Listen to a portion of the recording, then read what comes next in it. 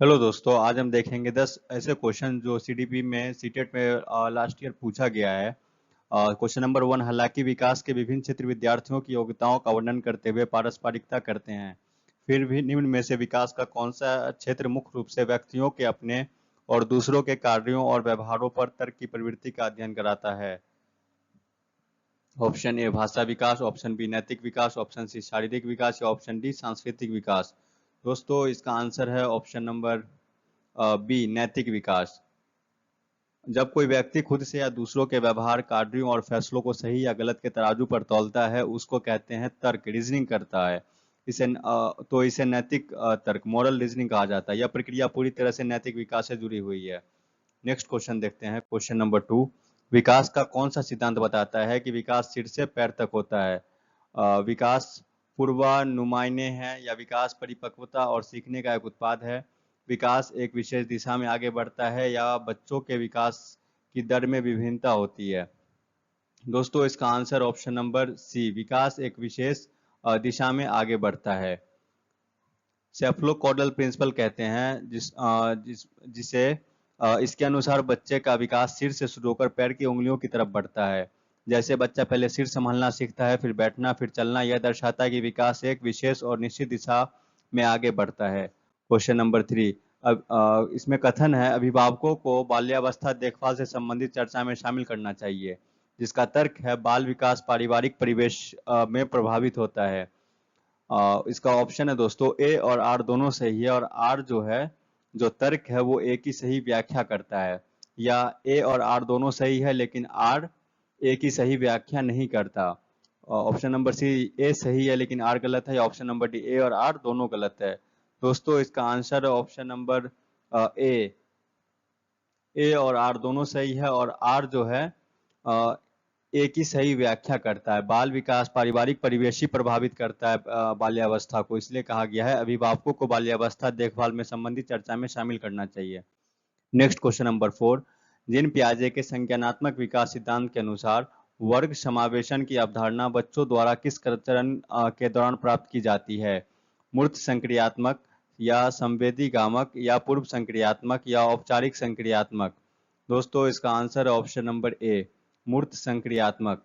Concrete optional stage जो 7 से 11 वर्ष के दौरान होता है। जिन पियाजे के अनुसार वर्ग समावेशन यानी क्लास इंक्लूजन का मतलब है जब बच्चा यह समझने लगे कि उप श्रेणियों मिलकर एक बड़ी श्रेणी का हिस्सा बनती है, जैसे सभी कुत्ते और बिल्लियां जानवर हैं। यह तार्किक क्षमता बच्चे में मूर्त संक्रियात्मक अवस्था में पूरी तरह विकसित हो जाती है। Question number 5। जिन पियाजे के संज्ञानात्मक विकास सिद्धांत के अनुसार किस चरण पर अधिकतर बच्चे परिकल्पनात्मक रूप से सोचने लगते हैं? संवेदी गामक में या पूर्व संक्रियात्मक में या मूर्त संक्रियात्मक में या औपचारिक संक्रियात्मक में? दोस्तों, इसका आंसर ऑप्शन नंबर डी, औपचारिक संक्रियात्मक में।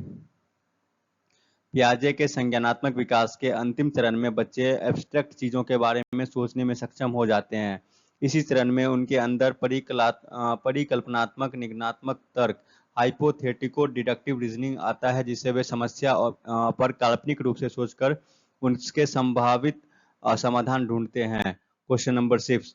लेव वाइगोस्की के विचारों के अनुसार विद्यार्थियों को समीपस्थ विकास का क्षेत्र पाने में मदद करने के लिए अध्यापिका को क्या देना चाहिए? दंड देना चाहिए, पुरस्कार देना चाहिए, या पार देना चाहिए, टेम्पोररी हेल्प जिसको कहते हैं, या नकारात्मक प्रतिपुष्टि देना चाहिए? दोस्तों, इसका आंसर ऑप्शन नंबर सी, पार्ट या ढांचा,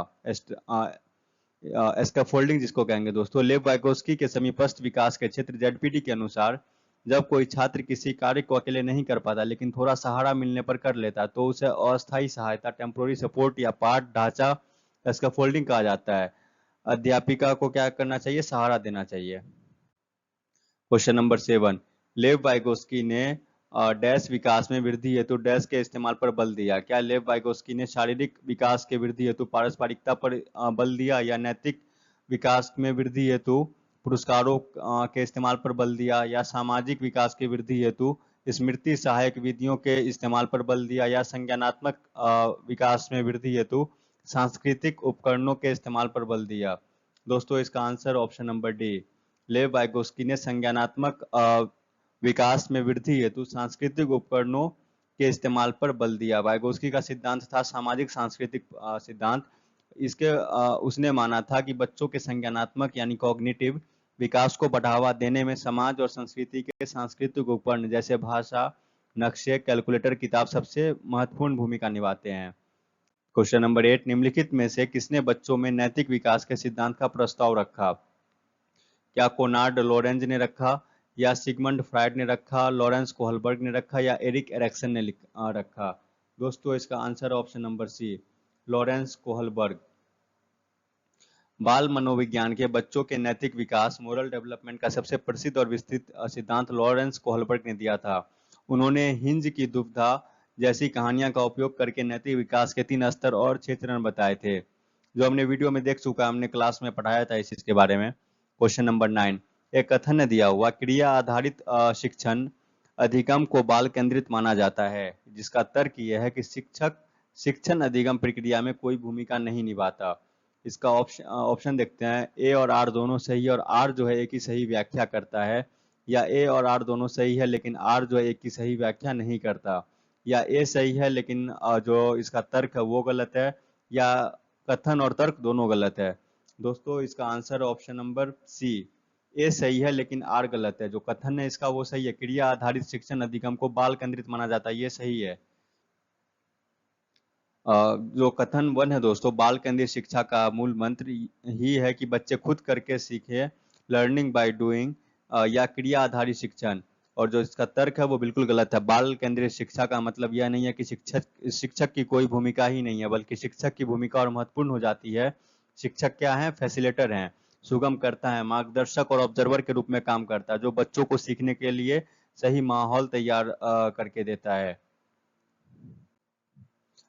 दोस्तों नेक्स्ट क्वेश्चन है, हालांकि विकास के विभिन्न क्षेत्र विद्यार्थियों की योग्यता का वर्णन करते हुए पारस्परिकता करते हैं, फिर भी निम्न में से विकास का कौन सा क्षेत्र मुख्य रूप से व्यक्तियों के अपने और दूसरों के कार्यों और व्यवहारों पर तर्क की प्रवृत्ति का अध्ययन करता है? क्या भाषा विकास है, या नैतिक विकास है, या शारीरिक विकास है, या सांस्कृतिक विकास है? दोस्तों इसका आंसर ऑप्शन नंबर बी, नैतिक विकास। प्रश्न में पूछा गया कि विकास का कौन सा क्षेत्र व्यक्तियों के अपने और दूसरों के कार्यों और व्यवहारों पर तर्क की प्रवृत्ति का अध्ययन कराता है? इसका आंसर है नैतिक विकास। जब कोई व्यक्ति किसी कार्य को सही या गलत अथवा उचित या अनुचित ठहराने के लिए अपनी बुद्धि या तर्क का उपयोग करता है, उसे क्या उसे मनोविज्ञान में क्या कहते हैं? नैतिक तर्क कहते हैं। लेकिन नैतिक विकास जो होता है, मॉरल डेवलपमेंट, यह पूरी प्रक्रिया नैतिक विकास के अंतर्गत आती है, जिसका प्रसिद्ध सिद्धांत किसने दिया था? लॉरेंस कोहलबर्ग ने दिया था। उस इसमें बच्चा या वयस्क समाज के नियमों, अपने मूल्यों और दूसरों के अधिकारों के आधार पर व्यवहार का विश्लेषण करना सीखते हैं।